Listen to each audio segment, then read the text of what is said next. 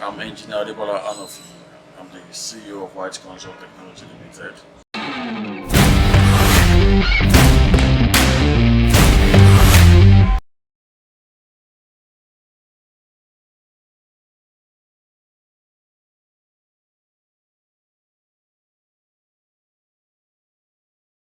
Okay. White Consult is into renewable energy and ICT firm, Okay.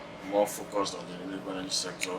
Our goal is to try and reduce the, the non-carbon, to try and create a non-carbon society, create power supply, and then reduce the dependency on generator and other carbon emission products. Well, like I said, I'm an engineer by profession. Mhm. I studied engineering in my first degree, electronics computer major. So what I'm doing now is actually in line of my profession. I'm currently having an MBA. I'm going to be an MBA in a UK university, doing an online, or doing it remotely online, and Okay. then I started off my schooling days from first stack. Went to early life nursery and primary school. And then I transited to Nigerian Navy Secondary School in Abeokuta, Okay. popularly known as Navy Boys. And then from there, I went to prestigious Lagos State University, Engineering Campus Ekpe, for my higher institution. Upon finishing from there, I did one or two professional courses in the IT. I have a CCNA, I have an ITU, and then presently doing my master's degree. Okay. People feel, okay, maybe the wheelchair has always been a part of the journey, but no. The Okay. wheelchair is something that became an added task for me after my educational career. In fact, it was during my professional career the whole Thing happened. thing happened, and then it has just been a new identity for me. Okay. Okay. So, how did it happen? So basically, the the wheelchair came to be from a neurological disorder. It was a minor accident which the wrong diagnosis led to a neurological disorder, and then since then it's been one effort or the other, and you know. Okay, that's unfortunate. So you're already an engineer before the wheelchair thing happened. Yes, I was already practicing. I started off in the IT sector, across to the banking sector. I had a brief stint with the Different Intercontinental Bank, after which I moved to the Different Sky Bank.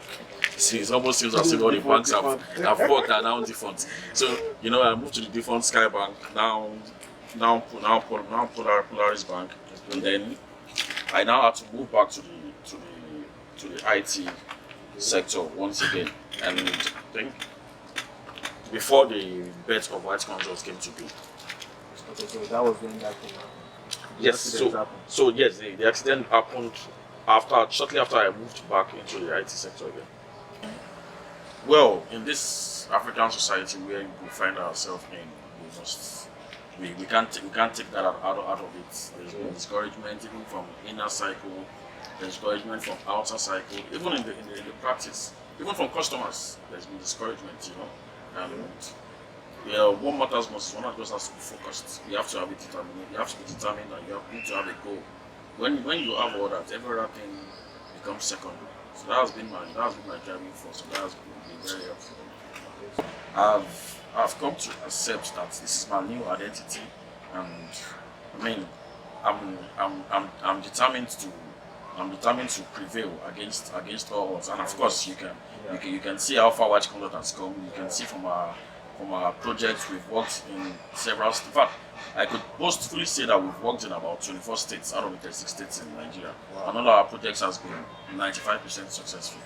The little 5% I give it to minor issues which cuts across the human factor, the user factor, the usage, and some other few things. But 95% successful for 8 years, I think is a very brilliant success. The late entire Sholani of blessed memory said, "The downfall of a man is not the end of his life." I think that was one of his favorite quotes during his days, and which is still fondly remembered for till now. You know, I have tried to use my own life to inspire other people with physical challenge, other special kids, and I think I've been a motivation to one or two. Pretty soon we're looking at opening, setting up a foundation to bring in other people, empower them in different ways. Because one of the challenges we have is that it takes someone who is in a critical condition to know what the other person is feeling. Yeah, when I see people who just come, spring from nowhere, they donate wheelchairs to people, they donate exercise books to people who have physical disability. I begin to question those motives. It's a very good motive, no doubt about that. But these people need beyond that. They need beyond that. So I try to use myself as a reflection to those people. I try to let them know that if I can do it, then They can also do it. You said this was due to raw diagnosis. yes. What have you done to prevent future occurrence, maybe to other people? Did you create awareness about the fact that, okay, with a wrong diagnosis of anything, it can lead to something like this? Or did you take up the case with the health institution that was Okay, so responsible for this? in the Nigerian settings, you don't fight the institution without you having some financial muscles. Yeah. You understand? In fact, I've not seen a 2% success rate of someone who has fought the institution and has come out successful with it. So for now, I would say for now and even in the nearest future, I don't plan to fight any institution. But what I plan to do is to go public, create an awareness for people, for people who are having one or two medical issues. They should try to seek further medications from different sources before agreeing to whatever they've been diagnosed with in one particular hospital, be it private hospital or the government's parastatal. Okay. So are you saying that you don't have faith in our health institution in this country? I mean, there's this joke we joke around that any doctor who is still in Nigeria now is either here because the dad is OBO or he's just here because he's still gathering money to jackpot. So most of our doctors have gone. The government has not seen anything wrong in it, and those are our best hands being recruited by people by the Western world. So what is left of us? Even the politicians, do they have faith in the health sector? We all know the answer. Okay, so does that mean there is no hope for the common man that cannot travel abroad for health related issues? Well, my own 2 cents for the common man is whatever you're doing, make sure your health is top priority, because the health institution in Nigeria is Not dependent. is a cry for help. You said you worked in banks before, the financial institution. Yeah. Which other institution have you worked in? The IT sector. The IT sector. So, at what point in your journey did you think that, okay, let me own my own business? Okay, so for me, I've always been a visionary. And also, sorry, you should also keep in mind that the security of having a salary is there. Because at the end of the month, you know that, okay, I'm collecting so and so amount at the end of the year. At the end of the month. So I can fix it here, fix it here, fix it here. But when you decide to become an entrepreneur, it means that you are putting all your eggs in one basket. You are leaving a comfort, you are leaving something that is sure for something that is not sure. So at that point that you decide to be an entrepreneur, were you married? No. Okay. So tell me. For me, I've always been a visionary, and I must say that this journey I'm on now, the entrepreneurship journey, is not something I just woke up and started because of the present situation of being on a wheelchair. No, what I'm doing now is actually supposed to be my plan C. It's something I was supposed to do towards the late 40s into my retirement. I was not planning to work under any salary paid job for my mid 40s. So the only difference there is that I had to now activate my plan C earlier than planned in life, and I must say it's been wonderful. As regards living certainty for uncertainty, Yeah. let me quickly mention that when you look at popular computer village in Ikeja. I can boastfully say that I'm one of the pioneers of that place. Yes, as far back as 2003, I was an apprentice in computer village. I learned computer, desktop repairs, laptop repairs, and after that, I also had a small store there where I was running my my little hustle. So entrepreneurship has always been in my blood. So what were you selling back then? Yeah, then I was selling phones, I was selling laptops, I was selling computer parts, you know. Okay. And these were the early days of computers. I had a couple of cooperative societies under my wing who I was selling desktop computers to in numbers, and I was making some cool, more reasonable money for my age then. So I must be very frank that entrepreneurship for me has always been there. Working looking at the salary earner is just the dream of most Nigerians. You want to leave the university, the dream of working in the bank. Good mentor who can mentor you. There are a lot of people who are working in the banks, who are working in outside, even the government industry, who have no business there. They should be entrepreneurs who should be remodeling the entrepreneurship space. And I must say it might be rough in the first couple of years, but they would have a good story after 3 or 4 years.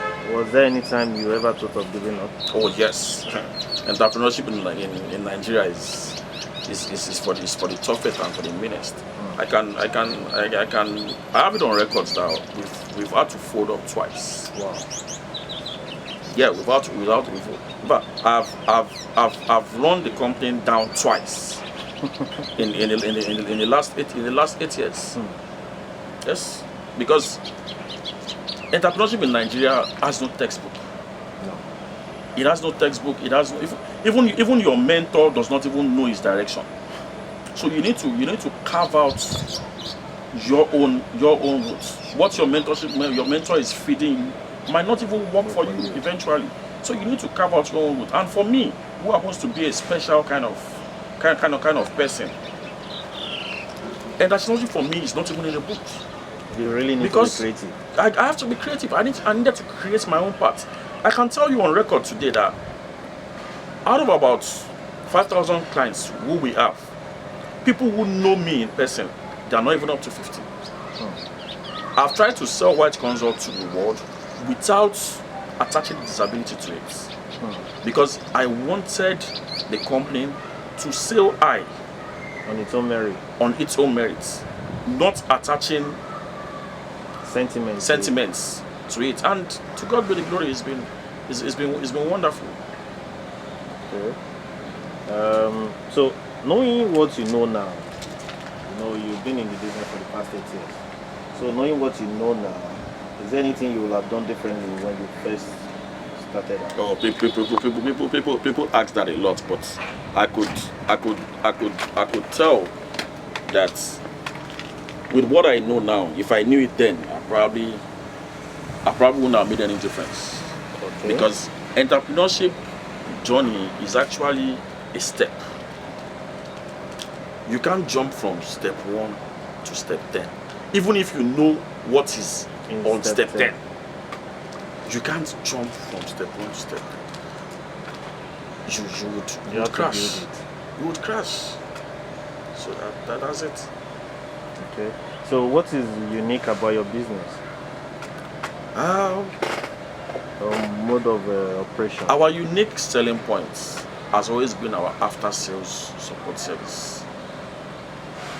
Okay. I can boastfully say that White Consult is one of the few companies that runs 24 hours after-sales support service to our clients.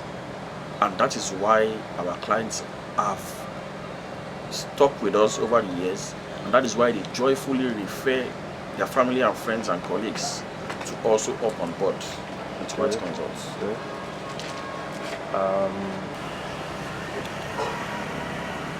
All right. So when you're talking about after-sales service as the unique selling point of your business,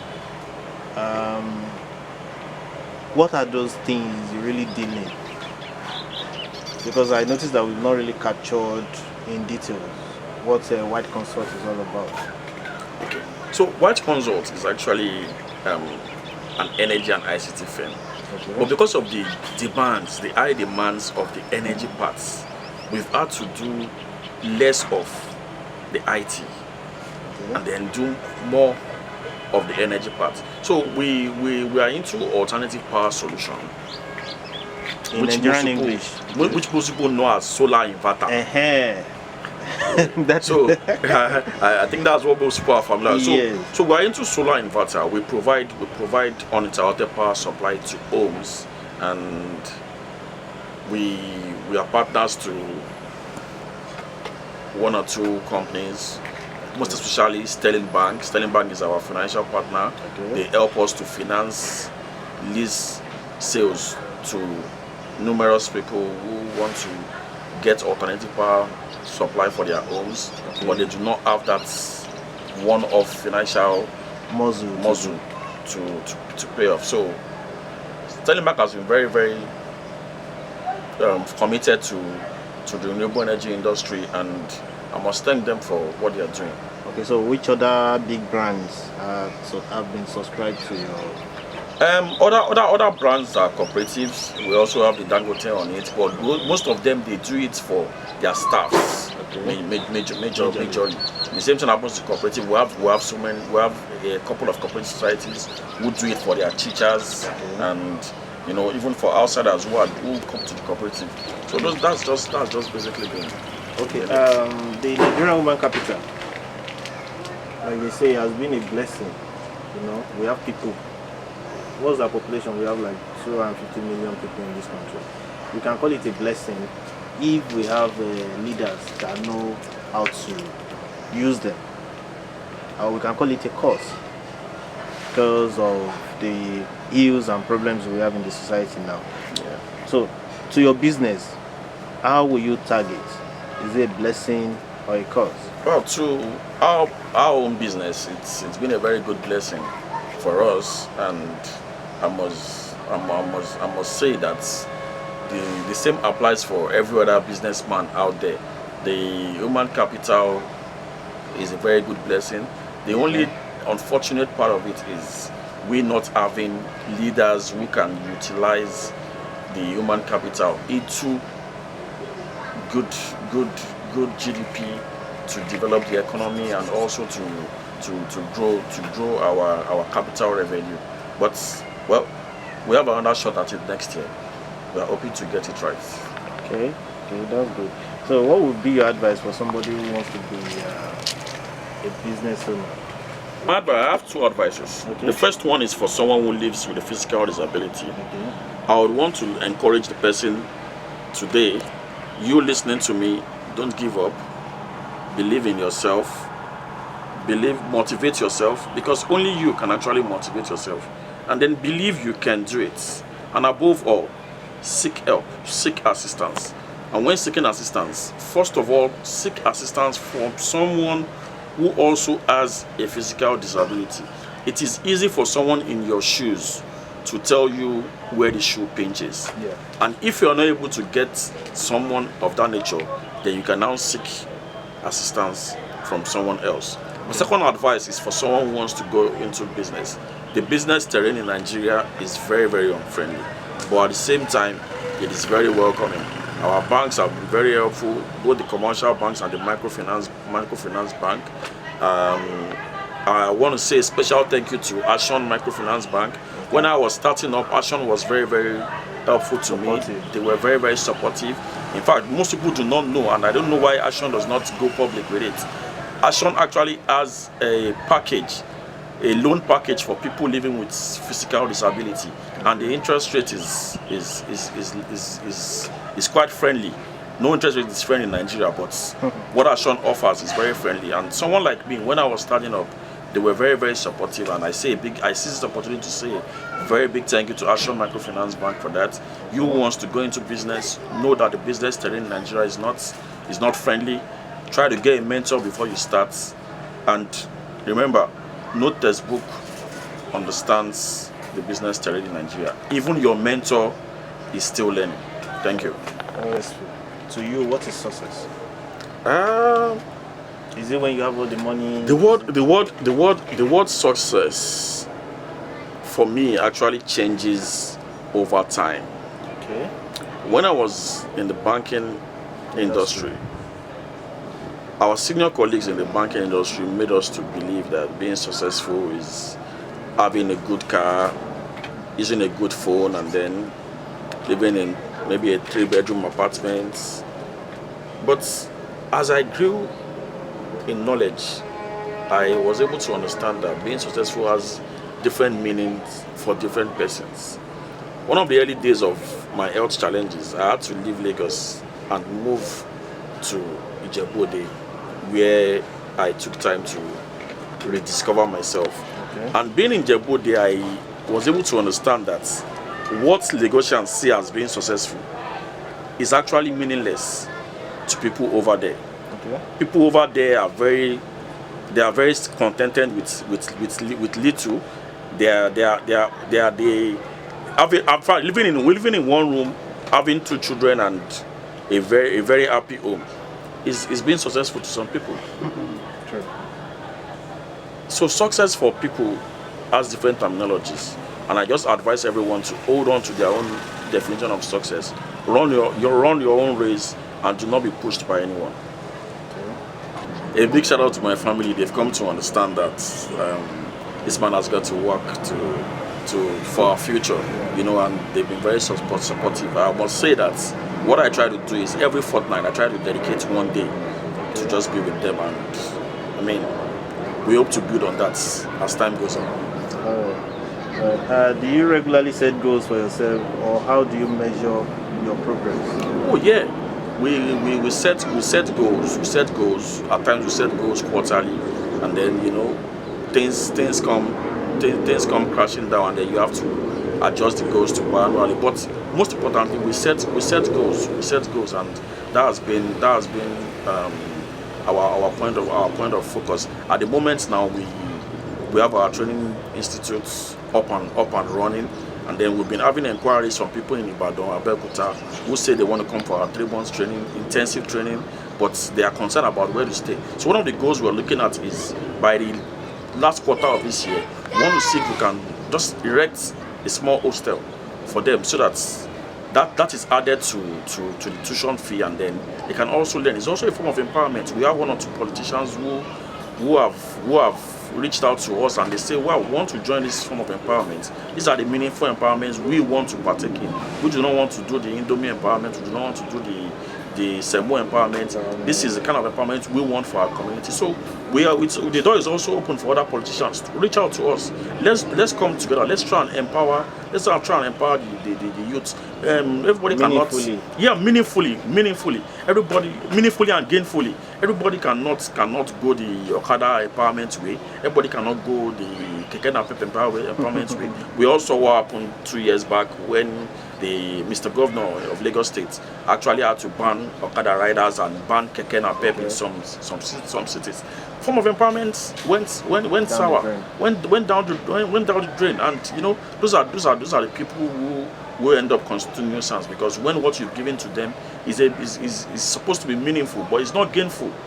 So we are saying we're opening the doors. Reach out to us. Reach out to White Consult. Our door is wide open. Let's empower people gainfully. The renewable energy sector is a very wide one. We do not have enough technical ends to even take care of that sector alone. At the moment, we have three different batches of technical team made up of 4 people. That's about 12.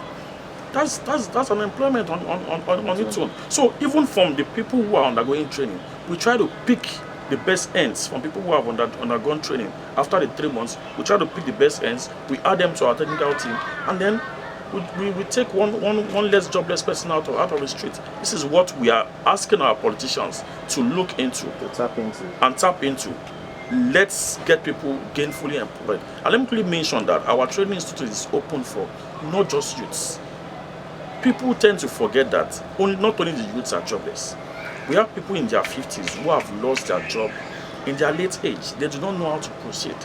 We have people who are even pensioners, whose pension cannot suffice for them. These people can actually tap into things that can make them consultants, You can be a consultant in different ways in the renewable energy sector. Everybody does not have to be a technical consultant.